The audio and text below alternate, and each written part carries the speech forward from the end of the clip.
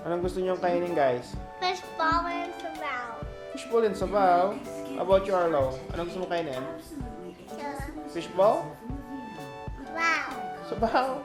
Hello guys, so welcome po sa kitchen.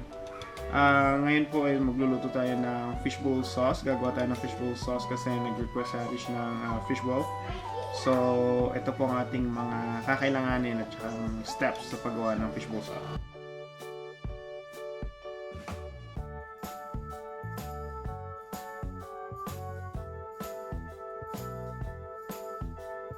So guys, simulan na po natin ang paggawa ng ating fishball sauce. Ito po ang ating mga kailanganin natin. Soy sauce, brown sugar, chili or yung ating siling labuyo, harina or all-purpose flour, cornstarch, vinegar or suka, onions or sibuyas, and yung ating pong tubig. So guys, pwede na po natin simulan ng ating paggawa ng sauce para sa ating fishball. So sa isa pong kaserola, pwede na po natin ilagay ang ating tubig.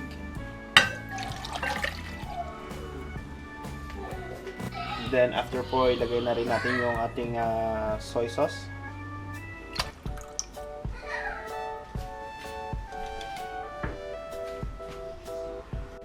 Yung ating brown sugar. Halu-haluin nyo na lang din po. After po nun guys, pwede na po natin ilagay yung ating harina. So, constant na po yan na kailangan nating haluin. So, just to make sure na ma-dissolve natin yung ating harina. After po nun, pwede natin ilagay yung ating cornstarch.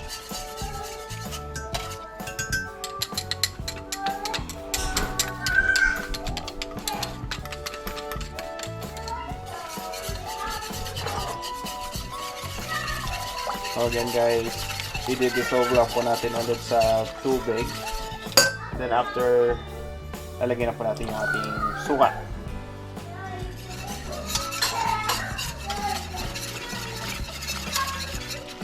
Yan po, kung mapapansin nyo, wala na siyang buong harina.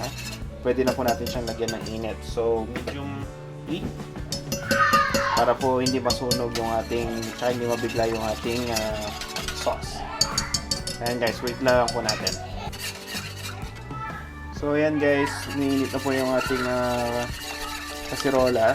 So kailangan po constant ilang halu-haluin para hindi mamuo yung inyong harina. Nalimutan ko sabihin kanina guys, kung gusto nyo pong lagyan ng asin, nasa sa inyo na po, tsaka paminta. Si soy na yung nilagay natin, so may tendency umalat pa yan lalo kapag nilagyan natin ng soy. Alright guys, so at this time, kumukulo na po yung ating sauce. Kung gusto nyo po maghiwalay ng matamis na sauce, pwede na po kayong maghiwalay para sa mga bata. Kung gusto nyo namang manghang, pwede nyo na pong ilagay yung inyong sibuyas. And yung sili. Salu-haluin nyo lang po ulit. Saglit na lang po yan. Pag naluto na po yung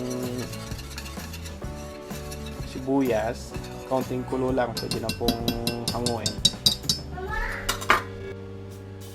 Alright guys, so ayan na po ang ating fishball sauce. Nilagay ko na rin po sa isang lalagyanan para yung tradition na fishball sauce.